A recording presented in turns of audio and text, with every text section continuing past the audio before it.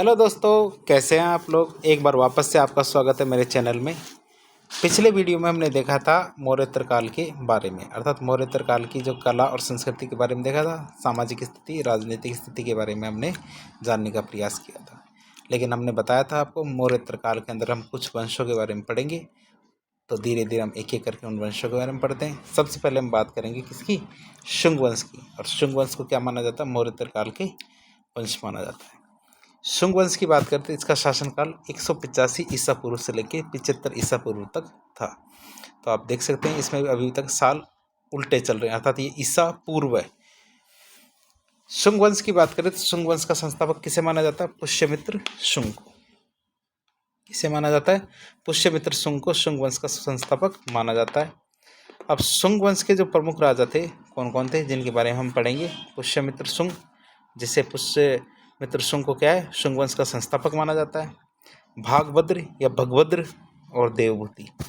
पुष्यमित्र शुंग, भागभद्र और देवभूति, तो तीन राजाओं के बारे में हम पढ़ेंगे किसमें, शुंग वंश के अंदर। सबसे पहले आता हमारा पुष्यमित्र शुंग। पुष्यमित्र शुंग की बात करें तो इसने शुंग वंश की स्थापना की थी। पुष्यमित्र शुंग क्या था, अंतिम मौर्य जो हमारे शासक थे भद्ररथ मौर्य, उसका सेनापति था। पुष्यमित्र शुंग कौन था, जो हमारे भद्ररथ आखिरी मौर्य शासक थे उनका सेनापति था। बौद्ध साहित्य में पुष्यमित्र शुंग को बौद्ध धर्म का दुश्मन बताया गया है। बौद्ध साहित्य में क्या है, पुष्यमित्र शुंग को बौद्ध धर्म का दुश्मन बताया गया है। बौद्ध साहित्य के अनुसार पुष्यमित्र शुंग ने 84,000 स्तूपों को तुड़वा दिया था। अर्थात कितनी मेहनत से बने होंगे 84,000 स्तूप, लेकिन पुष्यमित्र शुंग बौद्ध धर्म का दुश्मन माना जाता है और उसने क्या किया, 84,000 स्तूपों को तुड़वा दिया। अर्थात हमारी जो कला और संस्कृति के जो धरोहर थी उसको तोड़ने का कार्य इस पुष्यमित्र शुंग ने किया था। पुष्यमित्र शुंग की बात करें तो पाटलिपुत्र की कुट्टाराम विहार को तोड़ने का इसने असफल प्रयास किया। अर्थात इसने तोड़ने का प्रयास तो किया था लेकिन वो टूटा ही नहीं। पुष्यमित्र शुंग की बात करें तो उसने विदर्भ के शासक यज्ञसेन को हराया था। किसको, यज्ञसेन को हराया था। और यज्ञसेन क्या थे, विदर्भ के शासक थे। विदर्भ के शासक यज्ञसेन को हराया था। पुष्यमित्र शुंग की बात करें तो इसने ब्राह्मण धर्म को संरक्षण दिया था। किसको, ब्राह्मण धर्म को संरक्षण दिया था। किसने, पुष्यमित्र शुंग ने। अब पुष्यमित्र शुंग की बात करें तो पुष्यमित्र शुंग ने क्या किया था, 2 अश्वमेध यज्ञों का आयोजन करवाया था। अश्वमेध यज्ञ के बारे में आप जानते हैं, जब साम्राज्य विस्तार की बात आती है तो अश्वमेध यज्ञ किया जाता है, जिसके अंतर्गत एक घोड़े को छोड़ दिया जाता है, अर्थात वह उसके साम्राज्य के विस्तार की प्रतीक के रूप में छोड़ा जाता है। और साथ ही लिख दिया जाता है कि जो भी इस घोड़े को पकड़ेगा अर्थात उसे राजा के साथ युद्ध करना पड़ेगा। पुष्यमित्र शुंग के द्वारा जो यज्ञ करवाए गए थे उनका पुरोहित कौन था, पतंजलि। 2 अश्वमेध यज्ञ करवाए गए थे और दोनों यज्ञ का कौन था, पुरोहित पतंजलि था। पुष्यमित्र शुंग के अश्वमेध यज्ञ की जानकारी कहाँ से मिलती है हमें, धनदेव के जो अयोध्या अभिलेख है उससे हमें पुष्यमित्र शुंग के जो अश्वमेध यज्ञ है इसकी जानकारी मिलती है। अब पुष्यमित्र शुंग के शासनकाल के दौरान क्या हुआ है, इंडो ग्रीक अर्थात यवनों ने भारत पर आक्रमण किया था। पुष्यमित्र शुंग के शासनकाल में क्या हुआ था, जो इंडो ग्रीक थे ना, जिनको यवन भी कहते थे, इन्होंने क्या किया था, भारत पर आक्रमण किया था। पुष्यमित्र शुंग के द्वारा करवाए गए जो अश्वमेध यज्ञ थे इनकी जानकारी में कैसे मिलती है, अब इनकी जानकारी धनदेव के जो अयोध्या अभिलेख है उससे हमें मिलती है। जो धनदेव का अयोध्या अभिलेख है उससे हमें पुष्यमित्र शुंग के द्वारा करवाए गए अश्वमेध यज्ञ की जानकारी मिलती है। अब पुष्यमित्र शुंग के जो शासन के दौरान है ना, इंडो ग्रीक अर्थात यवनों ने भारत पर आक्रमण किए थे, ये हमने बात देख ली थी। वसुमित्र ने ग्रीक आक्रमणकारियों को हराया था। किसने, वसुमित्र ने ग्रीक आक्रमणकारी थे इनको हराया था। अब बात आती है वसुमित्र था कौन, बीच में कैसे आ गया ये हराने के लिए, जब शासन पुष्यमित्र का चल रहा है तो वसुमित्र कौन था, वसुमित्र शुंग वंश के शासक पुष्यमित्र शुंग का पोता और अग्निमित्र का बेटा था। तो पुष्यमित्र शुंग था ना, उसका पोता कौन था, वसुमित्र, और अग्निमित्र का बेटा कौन था, वसुमित्र। तो वसुमित्र ने क्या किया था, ग्रीक आक्रमणकारियों को हराया था। वसुमित्र के द्वारा जो ग्रीक आक्रमणकारियों को पराजित करने की जानकारी कहाँ से मिलती है, कालिदास की मालविकाग्निमित्रम और पतंजलि का जो महाभाष्य और गार्गी संहिता, इन तीनों पुस्तकों से हमें क्या मिलता है जानकारी, जो वसुमित्र ने ग्रीक आक्रमणकारियों को हराया था इसकी जानकारी हमें मिलती है। कहाँ से, कालिदास की पुस्तक मालविकाग्निमित्रम से जिसमें मालविका और अग्निमित्र की जो प्रेम कहानी उसके बारे में बताया गया है। पतंजलि का जो महाभाष्य और गार्गी संहिता है, इन तीनों से हमें इसकी जानकारी मिलती है। इसके आगे हम बात करते हैं गार्गी संहिता क्या है। गार्गी संहिता में पता है ज्योतिष विज्ञान पर आधारित पुस्तक है। गार्गी संहिता क्या है? ज्योतिष विज्ञान पर आधारित पुस्तक है। पतंजलि की जो महाभाष्य है उसकी बात करते हैं। तो पतंजलि क्या है? पुष्यमित्र शुंग के द्वारा जो यज्ञ करवाए गए थे उसका पुरोहित था पतंजलि। पतंजलि ने कौन कौन सी किताबें लिखी गई है? योग दर्शन, योग सूत्र और महाभाष्य। 3 किताबें कौन कौन सी है? योग दर्शन, योग सूत्र और महाभाष्य। अब महाभाष्य हमने देख लिया था। महाभाष्य पुस्तक के अंदर ही हमें क्या है, जो ग्रीक आक्रमणकारियों को वसुमित्र ने हराया था, इसकी जानकारी मिलती है।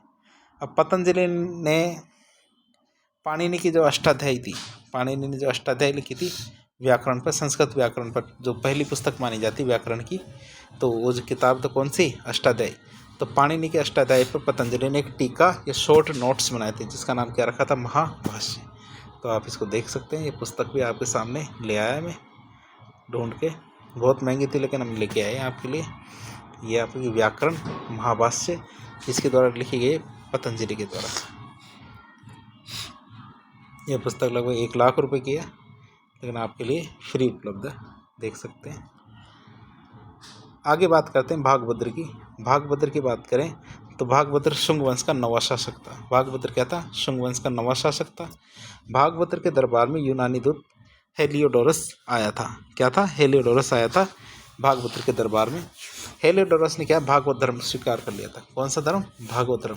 और भागवत धर्म को तो आपके बारे में पता है। इस धर्म में क्या था? जो विष्णु या फिर भगवान श्री कृष्ण को पूजा जाता है। हेलियोडोरस ने क्या? विदिशा के जो बेस नगर है उसमें गरुड़ स्तंभ लगवाया था।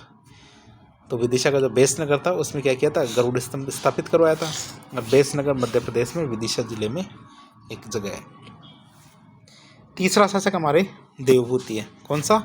देवभूति। देवभूति की बात करें तो देवभूति शुंग वंश का आखिरी राजा था। देवभूति क्या था? शुंग वंश का आखिरी राजा था। वासुदेव कण्व ने देवभूति की हत्या कर दी थी। वासुदेव कण्व ने क्या कर दी थी? देवभूति की हत्या कर दी थी और शुंग वंश का समापन हो गया था इससे। अब शुंग वंश के बारे में हमने थोड़ी सी जानकारी ली है। शुंग वंश के बारे में देखें तो प्रमुख विशेषताएं कौन कौन सी थी? शुंग वंश की पहली राजधानी थी हमारी पाटलिपुत्र, जो वर्तमान में पटना कहलाती है। तो शुंग वंश की पहली राजधानी क्या थी? पाटलिपुत्र। और शुंग वंश की दूसरी राजधानी क्या थी? विदिशा। दूसरी राजधानी क्या थी? विदिशा। पहली राजधानी क्या थी? पाटलिपुत्र।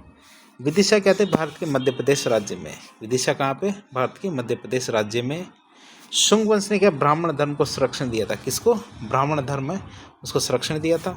और शुंग वंश के शासनकाल में सांची के स्तूप का विस्तार हुआ था, अर्थात जो सांची का स्तूप था उसको बड़ा बनाया गया था। साथ ही साथ हम मनुस्मृति की बात करते हैं। स्मृति साहित्य में बात करें तो मनुस्मृति की, तो मनुस्मृति में शुंग वंश की जानकारी हमें मिलती है।